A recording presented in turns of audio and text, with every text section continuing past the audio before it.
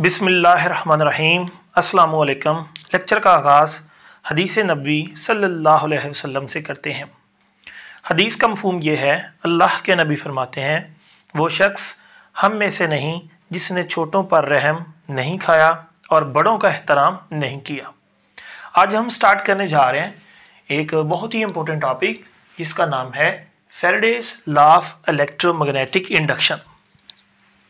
Faraday's ने अपने chemistry में भी लॉज दिए हैं, लेकिन चूंकि इसने फिजिक्स में भी काम किया है, इसलिए हम फैराडेज लॉ की बजाय वर्ड बोलेंगे Faraday's law of electromagnetic induction.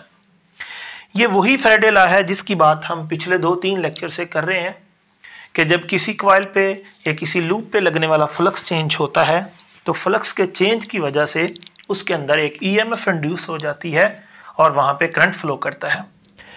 पहले हमने ये बातें की थी ज़बानी कलामी।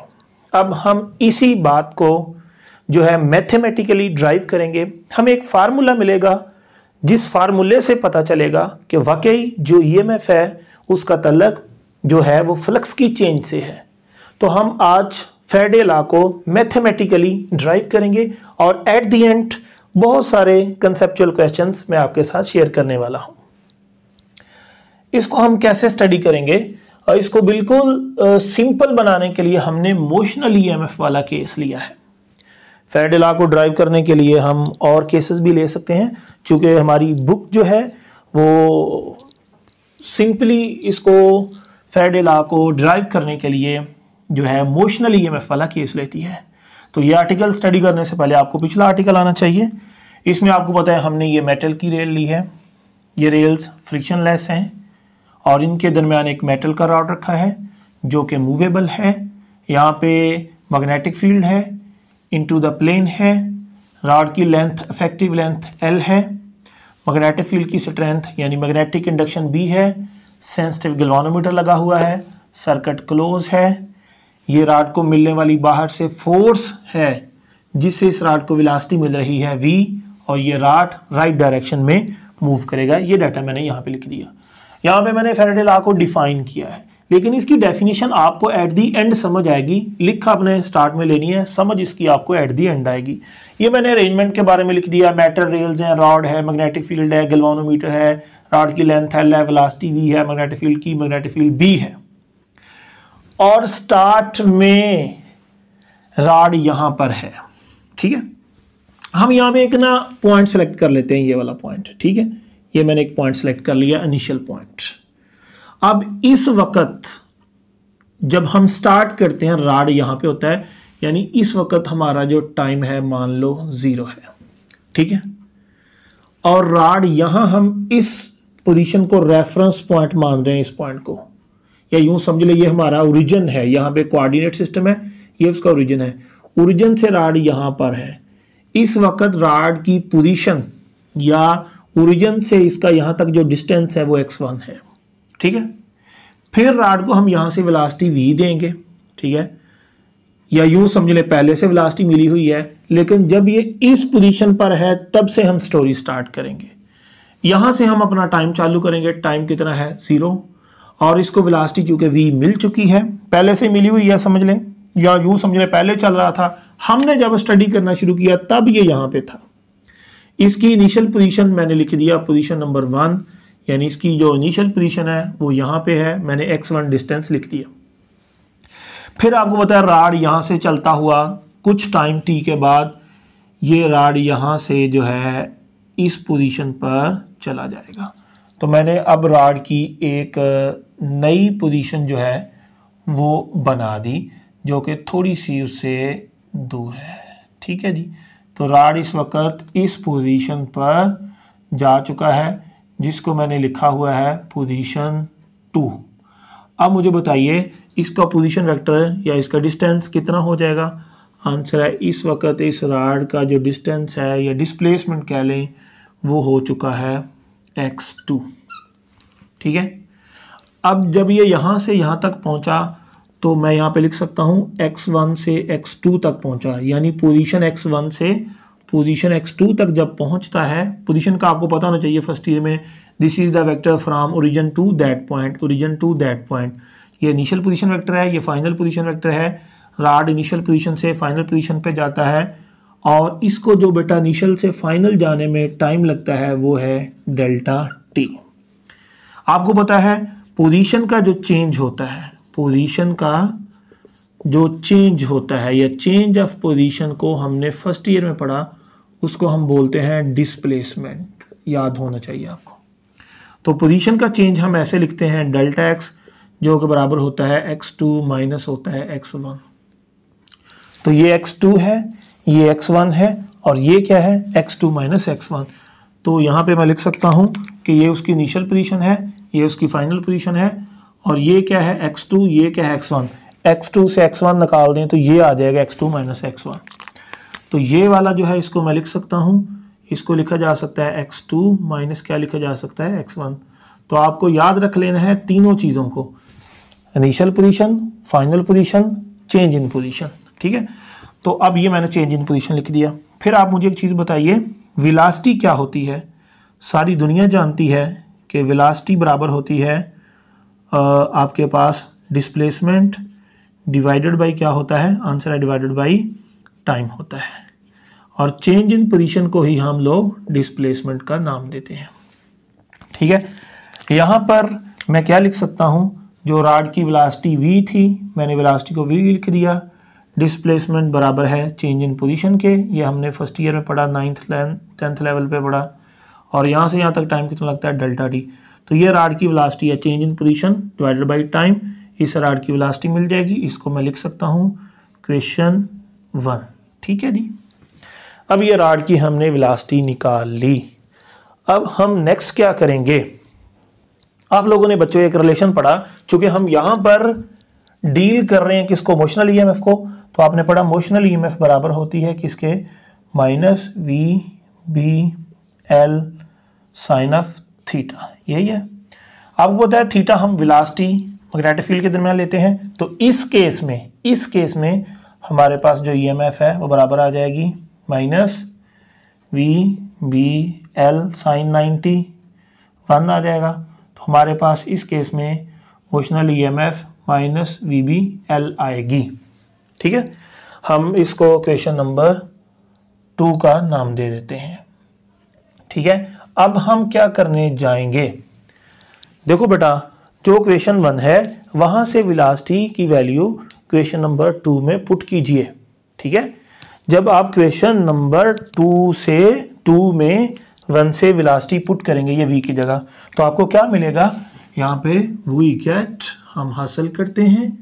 क्या हासिल करते हैं, देखिए ये ईएमएफ बराबर आ जाएगी माइनस v की जगह ये डेल्टा एक्स ओवर क्या है डेल्टा टी, यहाँ पे b है, यहाँ पे साथ में l आ जाएगा।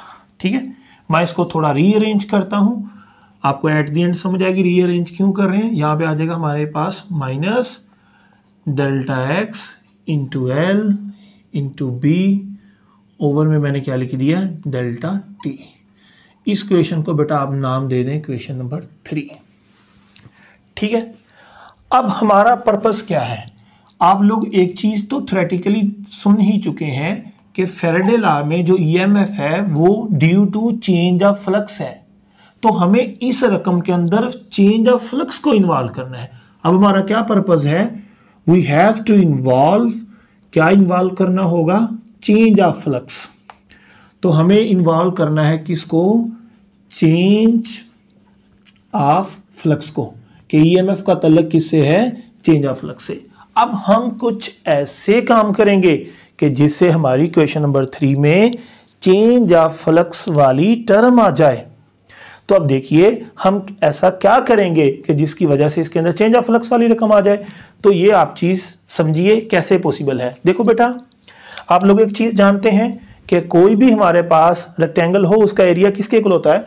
मैं यहाँ पे एक रेक्टेंगल बनाता हूँ आपके सामने, ये मैंने एक रेक्टेंगल बनाई। तो ये रेक्टेंगल की फॉर एग्जांपल जो लेंथ है बेटा l है और ये वाली लेंथ उसकी x है। तो इसका जो बेटा एरिया होता है वो बराबर होता है लेंथ मल्टीप्लाई बाय विड्थ या लेंथ मल्टीप्लाई बाय विड्थ, ये आ जाएगा x इंटू एल।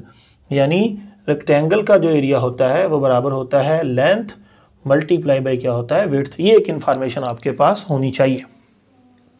अब एक चीज देखिए, यहां पर जब हम मोशनल ईएमएफ की बात करते हैं तो आप देखिए पहले हमारे पास जब हम स्टार्ट में थे हमारे पास इतना एरिया था, ऐसे यह सिर्फ इतना एरिया था। जब ये राड चल पड़ता है तो इसका एरिया इतना हो जाता है, ये राड यहाँ पर नहीं रहता, इसको आपकी बुक वाले ने यहाँ डॉट डॉट से शो किया है। तो पहले हमारे पास जो लूप था उसका एरिया इतना था, अब राड चूंकि यहाँ पे चला गया है, अब हमारे लूप का एरिया बढ़ चुका है। तो मुझे बताइए पहले जो आपका रॉड था उसके लूप का एरिया कितना था। यहाँ पे मैं लिख सकता हूं हमारे पास स्टार्ट में जो लूप था उसका बेटा जो एरिया था वो बराबर किसके है सर, वो बराबर है A1 के, जो कि बराबर किसके है बेटा, देखिए स्टार्ट में ये विड्थ थी ये लेंथ थी, तो इसका एरिया कितना बनेगा L मल्टीप्लाई बाई x1। तो स्टार्ट में हमारा एरिया था x1 मल्टीप्लाई बाई L।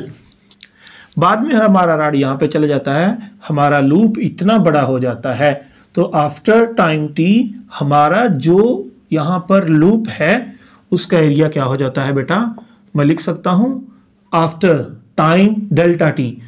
तो ये तो बात है स्टार्ट की, तो आफ्टर टाइम डेल्टा t इसका एरिया कितना हो गया मुझे बताओ। ये इसकी क्या है, ये इसकी विड्थ है और ये इसकी लेंथ है, तो बाद में इसका एरिया आ जाएगा x2 यानी ये वाली लेंथ मल्टीप्लाई बाई ये, तो बाद में एरिया हो जाएगा x2 मल्टीप्लाई बाई L।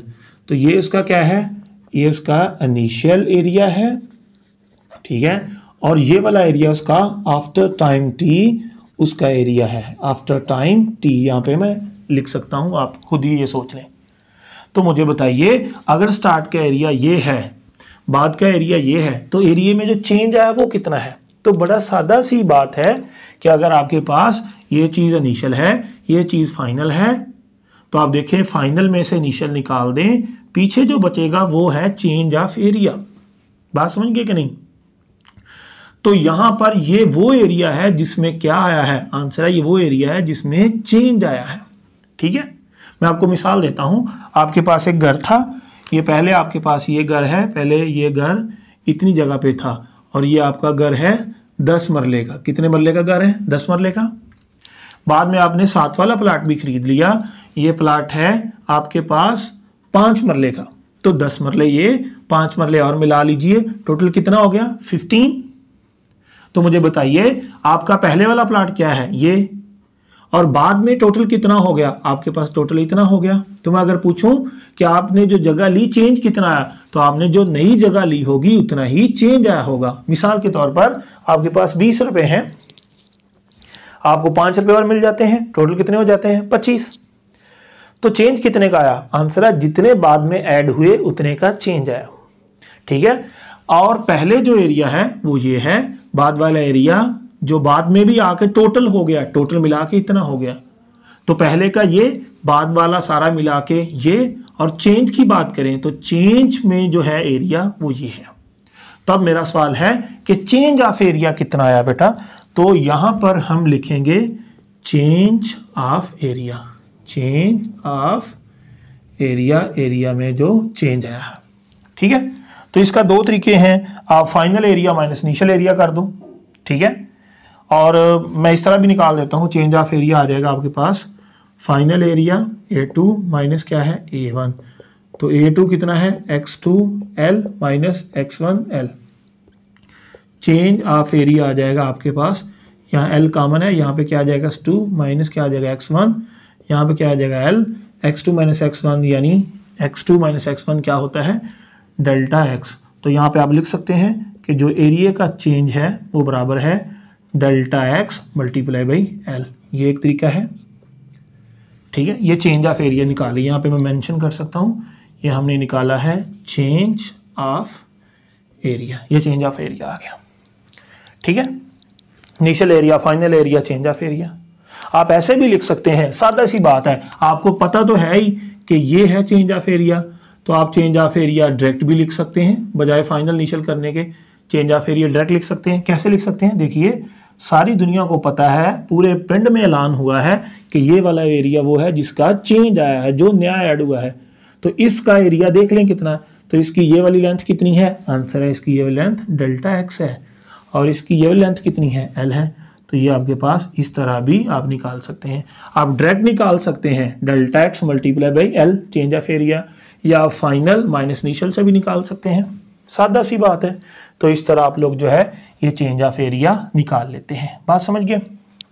अब इसके बाद मुझे एक बात बताइए कि अगर हम बात करें कि पहले जब लूप था तब उसका फ्लक्स कितना था, जब ये लूप यहाँ पे था तब इसका फ्लक्स कितना था, यहाँ पे मैं लिखता हूँ, वो आप लिख लेंगे φ1, यानी पहले जब चला नहीं था, जब टाइम 0 था, तब उसका जो फ्लक्स था वो था बेटा बराबर B.A1 हम लिख सकते हैं।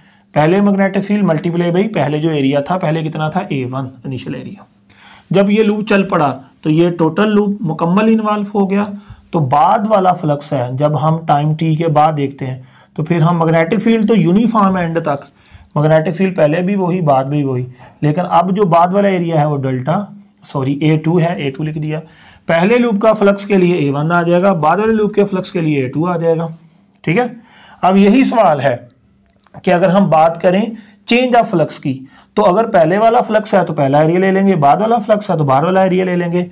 अगर हम बात करें चेंज ऑफ फ्लक्स की, तो बेटा चेंज ऑफ फ्लक्स के लिए आप लोगों को कौन सा एरिया लेना है, वो वाला जिसमें बोलो चेंज आया है। पहले फ्लक्स के लिए पहला एरिया, बाद वाले फ्लक्स के लिए बाद वाला एरिया। चेंज ऑफ फ्लक्स के लिए वो वाला एरिया आपको लेना होगा जिस एरिया का चेंज आया है, या जितना एरिया में चेंज आया है, या जितना नया एरिया ऐड हुआ है रॉड के मूव करने से। तो हम उस एरिया को भी लिख सकते हैं या उस फ्लक्स को भी लिख सकते हैं जो चेंज ऑफ फ्लक्स है। तो चेंज ऑफ फ्लक्स किसके को आएगा बेटा, ये देखिए चेंज ऑफ फ्लक्स आपके पास आ जाएगा डेल्टा फाई, और ये बराबर आ जाएगा बी, और इसमें डॉट में कौन सा एरिया लेना चाहिए मुझे बताओ, वो एरिया जो पहले वाला या बाद वाला, या वो एरिया जिसमें चेंज आया है। तो बेटा जब चेंज ऑफ फ्लक्स की बात करते हैं तो एरिया भी वही लेते हैं जिस एरिया में चेंज आया है। ठीक है। तो बेटा ये इक्वेशन, पहले वाला फ्लक्स बाद वाला फ्लक्स, ये वो वाला फ्लक्स है जितने फ्लक्स में चेंज आया। अगर ये फ्लक्स 50 है, ये वाला कितना हो गया 70 हो गया, तो चेंज ऑफ फ्लक्स जो है 20 होगा। अगर पहले फ्लक्स 100 था, बाद में फ्लक्स 300 हो गया, तो चेंज ऑफ फ्लक्स जो है वो 200 आएगा। पहले फ्लक्स 700 था, बाद में फ्लक्स 1000 हो गया, तो चेंज ऑफ फ्लक्स 300 आएगा। बात समझिए। अब ये चीज भी हमने बना ली। अब थोड़ा हम चेंज ऑफ एरिया को ओपन करेंगे। क्या करेंगे बच्चों, इसको हम थोड़ा ओपन करने जा रहे हैं, इसको आप देखिएगा। फाइनली हमने देखा चेंज ऑफ फ्लक्स बराबर है B डॉट डेल्टा ए। आप लोगों को पता है बेटा, इसको अगर हम ओपन करें तो ये क्या आएगा, ये आ जाएगा B डेल्टा ए इंटू जो है आपके पास आ जाएगा कॉज ऑफ थीटा। ये आपने स्टडी किया हुआ है फ्लक्स का फार्मूला। ठीक है। मैंने सिंपली फ्लक्स का जो फार्मूला था उसको मैंने आपके सामने ओपन कर दिया। अब इस फार्मूले को जब हम ओपन करते हैं तो आप लोगों को एक और चीज़ का पता होना चाहिए कि यहाँ पर जो हमारे पास एंगल है वो एंगल किसके दरमियान है। तो हमें यहाँ पर एंगल की इंफॉर्मेशन होना चाहिए किसके दरमियान। आपको बताया था ये वेक्टर एरिया और मैग्नेटिक फील्ड के दरमियान होता है। ठीक है। तो यहाँ पर कौन सा एरिया लेना है हमने, डेल्टा ए और बी, और बी किधर है, इनटू द प्लेन है। और ये वाला कौन सा एरिया है, ये वाला है डेल्टा ए, ये वाला डेल्टा ए। तो आप इस वेक्टर एरिया को किधर मानिए, अंदर को। कोई भी प्लेन है आप उसका वेक्टर एरिया बाहर भी ले सकते हैं, अंदर भी ले सकते हैं, ये आपकी अपनी मर्जी होती है। तो यहां पर जो वेक्टर एरिया डेल्टा ए है, ये वाला चेंज इन एरिया, इसकी डायरेक्शन किधर ली गई है, इनटू द प्लेन। ये आपके पास प्लेन है, आपको पता है जो वेक्टर एरिया प्लेन के परपेंडिकुलर होता है। तो इस प्लेन के अगर हम परपेंडिकुलर की बात करें तो वो है इनटू द प्लेन। तो वेक्टर एरिया की डायरेक्शन किधर है, into the plane. Magnetic field की डायरेक्शन भी किधर है, इनटू द प्लेन। तो जिधर को मैग्नेटिक फील्ड उधर को ही ये इस वाले डेल्टा ए का वेक्टर एरिया। ठीक है। आपको पता है ये प्लेन हो आपके पास कोई भी, ये प्लेन है, इसका वेक्टर एरिया इधर भी ले सकते हैं, इसका वेक्टर एरिया हम अंदर को भी ले सकते हैं। तो यहां पर इस वाले डेल्टा ए का जो वेक्टर एरिया है इनटू द प्लेन लिया हुआ है, और जो मैग्नेटिक फील्ड है वो भी बेटा किधर है, इनटू द प्लेन है।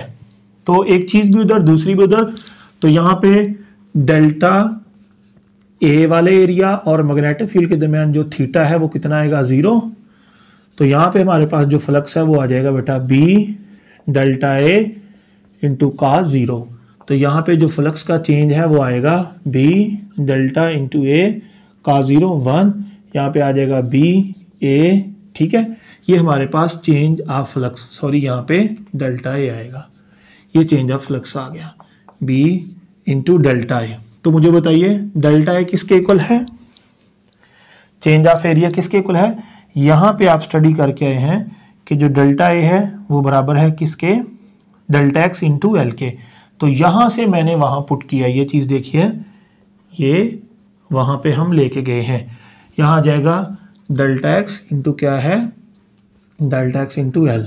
तो ये चीज़ क्यों की बेटा, दरअसल यहाँ पे देखिए, यहाँ पे आपको सारा कुछ नज़र आ जाएगा। ये देखिए मैंने कहा था ना, इसके अंदर आपने कुछ ऐसा करना है कि इसके अंदर चेंज ऑफ फ्लक्स आ जाए।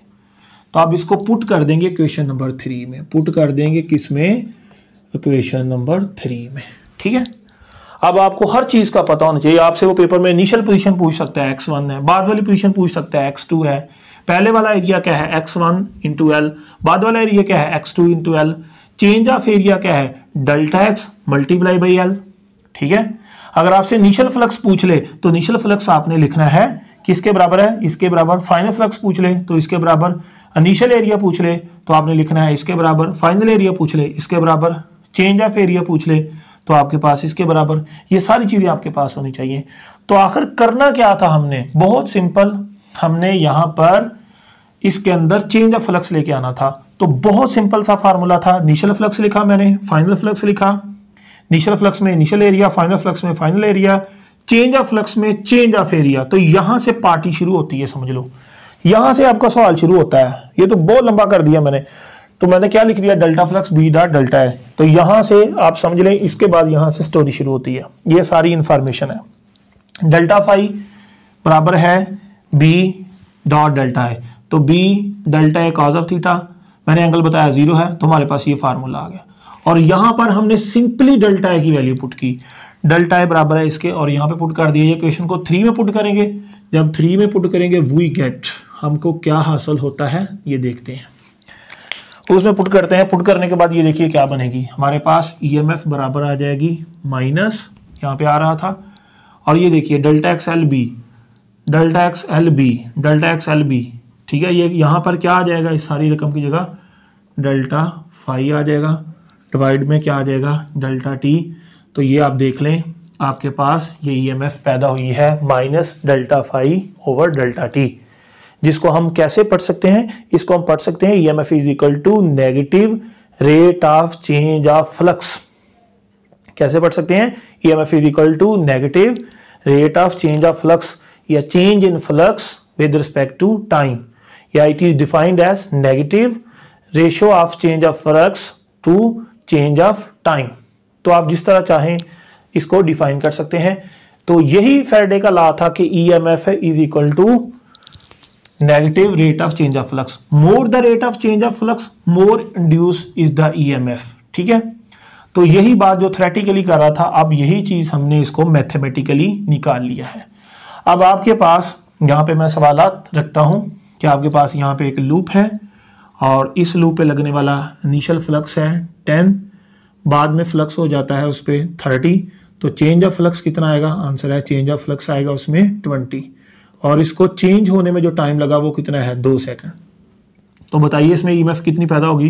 तो यहाँ पे आप लिख सकते हैं माइनस फ्लक्स का चेंज 20 और टाइम कितना लगा 2, और इसमें ईएमएफ पैदा हो जाएगी -10। ये माइनस अलग से एक्सप्लेन करेंगे, माइनस का मकसद और होता है यहाँ पे, वो अलग आर्टिकल है। अब आपसे पूछ सकता है कि एक लूप है जिस पे लगने वाला इनिशियल फ्लक्स सुनो 0 है, बाद में इसका फ्लक्स हो जाता है 5, ठीक है, और इसको टाइम लगता है 1 सेकंड। कितना टाइम लगता है, 1 सेकंड, ठीक है। एक केस ये है। दूसरा केस सुनिए, एक और आपके पास है, उसमें जो इनिशियल फ्लक्स है वो आपके पास है इनिशियल फ्लक्स है आपके पास 10,000, कितना है 10,000 है इनिशियल फ्लक्स, ठीक है। और बाद में उस चीज़ पे लगने वाला जो फ्लक्स है वो हो जाता है 10,002। तो पहले फ्लक्स कितना है 10,000, बाद में फ्लक्स कितना हो जाता है 10,002, और फ्लक्स होने में जो चेंज में टाइम लगता है वो लगता है 1 सेकंड। मुझे बताइए इस केस में ज़्यादा ईएमएफ पैदा होगी इस केस में? तो बेटा परेशान नहीं होना, आप कहेंगे ये सर बहुत थोड़ा सा फ्लक्स है, नन्ना मुन्ना सा, इसका फ्लक्स बहुत ज़्यादा है तो इसके अंदर ज़्यादा ईएमएफ पैदा होगी। गलत बात, फ्लक्स को नहीं देखा जाएगा, फ्लक्स की चेंज को देखा जाएगा। तो यहाँ पे फ्लक्स की चेंज कितनी है, यहाँ पे फ्लक्स की चेंज अगर देखी जाए तो यहाँ पे फ्लक्स का चेंज बेटा आया है 5, और यहाँ पे टाइम कितना लगा है 1 सेकंड। यहाँ पर अगर हम फ्लक्स के चेंज की बात करें तो यहाँ पर फ्लक्स का जो चेंज है वो कितना आया है बेटा 2, और टाइम कितना लगा है 1। अब उस फार्मूला में पुट करें, इस केस में जो ईएमएफ पैदा होगी 5/1 यानी 5, और यहाँ पे ईएमएफ पैदा होगी वो कितनी होगी 2/1 यानी 2, यहाँ पे 5/1 5। तो इस केस में 5 वोल्ट ईएमएफ पैदा होती है, इस केस में 2 वोल्ट पैदा होती है। तो आपने ये नहीं देखना कि फ्लक्स ज्यादा है तो ज्यादा ईएमएफ पैदा होगी, नो, यहाँ फ्लक्स थोड़ा सा है, यहाँ फ्लक्स ज्यादा है, ये चीज नहीं देखी जाएगी। देखा जाएगा चेंज किस में ज्यादा आ रहा है विद रिस्पेक्ट टू टाइम। तो आपने चेंज ऑफ फ्लक्स पर भी फोकस करना है, साथ साथ टाइम को भी देखना है कि कितना टाइम में वो फ्लक्स का चेंज आ रहा है, ठीक है। अब आपसे वो कह देता है कि केस है जिसमें फ्लक्स चेंज होता है 100, दूसरा केस है जिसमें फ्लक्स चेंज होता है 100, ठीक है। एक लूप कॉइल उसमें फ्लक्स चेंज हुआ 100 का, एक और कॉइल जिसमें फ्लक्स चेंज हुआ 100 का, और यहाँ पे टाइम लगा इसको 2 सेकंड और इसको टाइम लगा जो है वो 4 सेकंड। बताइए ईएमएफ किस में ज्यादा होगी? तो आप देखेंगे सर इसका भी फ्लक्स 100 का है, इसका भी फ्लक्स 100 का चेंज आया है, तो दोनों का फ्लक्स का चेंज सेम है तो ईएमएफ भी सेम पैदा होगी। आंसर है नहीं, आपने सिर्फ फ्लक्स के चेंज को नहीं देखना, साथ टाइम को भी देखना है। तो जब हम इसका फ्लक्स का चेंज डिवाइडेड बाई टाइम करते हैं 100/2 कितना आ जाता है 50, तो इस केस में 50 वोल्ट ईएमएफ पैदा होगी। और इस केस में फ्लक्स का चेंज 100 है, 4 सेकंड में है, 100/4 कितना आएगा 25, तो इसमें 25 वोल्ट ईएमएफ पैदा होगी। तो बेटा याद रख लो, आपने सिर्फ फ्लक्स को नहीं देखना, सिर्फ फ्लक्स को नहीं देखना, सिर्फ फ्लक्स की चेंज को नहीं देखना, सिर्फ टाइम की चेंज को नहीं देखना। आप हमेशा फ्लक्स की चेंज को देखेंगे, साथ साथ टाइम को भी देखेंगे, इस फार्मूला में पुट करेंगे, पुट करने के बाद देखेंगे कि किस केस में ज्यादा ईएमएफ पैदा हो रही है। EMF is defined as negative rate of change of flux या change in flux with respect to time. अब आप लोगों को मैं ईएमएफ की 2 तरह से डेफिनेशन बताता हूं। जैसे हमने फर्स्ट ईयर में वेलोसिटी पढ़ी थी, एक इंस्टेंटेनियस वेलोसिटी थी, एक एवरेज वेलोसिटी थी, याद हो आपको। जो आपके पास बेटा इंस्टेंटेनियस वेलोसिटी होती है उसमें हम एक लम्हे के लिए देखते हैं, इसी तरह इंस्टेंटेनियस जो ईएमएफ होती है उसमें हम देखेंगे change of flux with respect to time and time interval approaches to 0। तो यहां पर हम लिख सकते हैं लिमिट टाइम जो है delta t approaches to 0 delta phi over delta t, यानी हम चेंज ऑफ फ्लक्स देखें with respect to time for small interval of time, then it is called instantaneous EMF. अगर हम ईएमएफ देखें एवरेज ईएमएफ, तो average EMF के लिए क्या करना होगा आपको यहां पे total change of flux divided by क्या करना होगा, answer divided by total time taken, या टोटल जो है वो टाइम जितना लिया गया है वो। तो instantaneous EMF is defined as change of flux with respect to time for small interval of time and time interval should be approaches to 0। जब हम बात करें एवरेज ईएमएफ की, average EMF is defined as it is the ratio between total change of flux divided by total time taken. क्या instantaneous EMF और average EMF बराबर हो सकते हैं? तो आपको फर्स्ट ईयर की बात याद करवाता हूं, अगर आपको याद हो, अगर नहीं याद हो तो छोड़ दें इसको, आप ना याद करें। एवरेज ईएमएफ इंस्टेंटेनियस ईएमएफ के बराबर हो सकती है अगर change of flux with respect to time जो है वो यूनिफॉर्म हो। तो याद रख लो, जैसे हमने वहां पढ़ा था, आपकी इंस्टेंटेनियस वेलोसिटी एवरेज वेलोसिटी के बराबर हो सकती है अगर आपका जो rate of change of displacement है वो यूनिफॉर्म हो, या चेंज इन डिस्प्लेसमेंट जो हो रहा है विद रिस्पेक्ट टू टाइम वो यूनिफॉर्मली हो रहा। तो यहां पर ईएमएफ चूंकि change of flux with respect to time है, तो यहां पर एवरेज ईएमएफ इंस्टेंटेनियस ईएमएफ के बराबर हो सकती है अगर change of flux with respect to time जो है वो यूनिफॉर्मली हो रहा है। यूनिफॉर्मली का मतलब अगर पहले सेकंड में फ्लक्स 5 चेंज हुआ है, अगले सेकंड में भी फ्लक्स 5 चेंज हो, अगले में भी 5, अगले में 5, अगर हर टाइम के इक्वल इंटरवल में फ्लक्स की चेंज इक्वल आती है जितनी के पिछले इंटरवल में आई थी, तो फिर बेटा हर इंटरवल के लिए फ्लक्स का चेंज एक जैसा है, तो इसको हम बोलते हैं uniform change of flux with respect to time. तो अगर यूनिफॉर्मली फ्लक्स का चेंज हो रहा है तो समझ लो जितनी फिर इंस्टेंटेनियस ईएमएफ है उतनी ही एवरेज ईएमएफ होगी। अगर पहले सेकंड में फ्लक्स 10 चेंज हुआ है, अगले सेकंड में 20 चेंज हो गया, अगले सेकंड में 21 चेंज हो गया, अगले सेकंड में कोई और चेंज हो गया, तो फिर डिफरेंट इंटरवल में फ्लक्स का चेंज डिफरेंट है, तो फिर इस केस में आप लोग इसको uniform rate of change of flux का नाम नहीं दे सकते। तो इस केस में फिर जो एवरेज ईएमएफ है वो इंस्टेंटेनियस ईएमएफ के इक्वल नहीं होगी।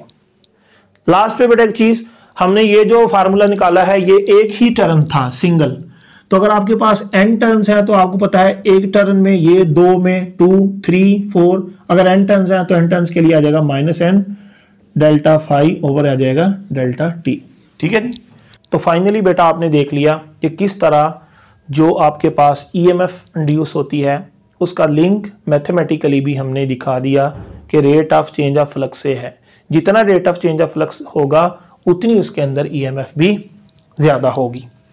एक चीज फाइनली आपके साथ डिस्कस करना चाहूंगा कि बेटा ये जो हमने फैराडे का लॉ निकाला है मैथमेटिकली इसको कि ईएमएफ का ताल्लुक rate of change of flux से है, ये हमने मोशनल ईएमएफ का केस इस्तेमाल करके निकाला है। लेकिन याद रख लो निकाला हमने इसको मोशनल ईएमएफ से है, लेकिन ये हर तरह के केस पे वैलिड है। हमने 7, 8, 10 मेथड पढ़े, इसके अलावा लाखों मेथड्स होंगे जिनसे हम ईएमएफ पैदा कर सकते हैं। तो ये लॉ स्पेशल केस यानी मोशनल ईएमएफ से ही निकला है क्योंकि इसके लिए कैलकुलेशन करना आसान था, इजी था।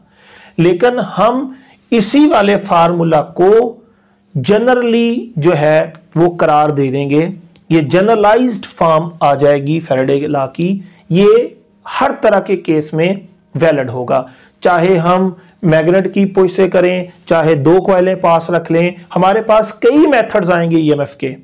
हम इस फार्मूला को, इस वाले फैराडे लॉ को हर केस पर अप्लाई करेंगे। ये फार्मूला को हम जनरलाइज कर देंगे, हर केस के लिए वैलिड होगा, चाहे फ्लक्स किसी भी मेथड से हम चेंज करें, चाहे वो मोशनल ईएमएफ का केस ना हो, चाहे कोई भी केस है। So it is the generalised form of Faraday's law of electromagnetic induction. अब हम नेक्स्ट लेक्चर में स्टडी करेंगे फैराडे लॉ के मुतल्लिक बहुत ही कंसेप्चुअल क्वेश्चंस। अगर आप कंसेप्चुअल चीजें जानना चाहते हैं तो नेक्स्ट वीडियो लाजमी देखिएगा।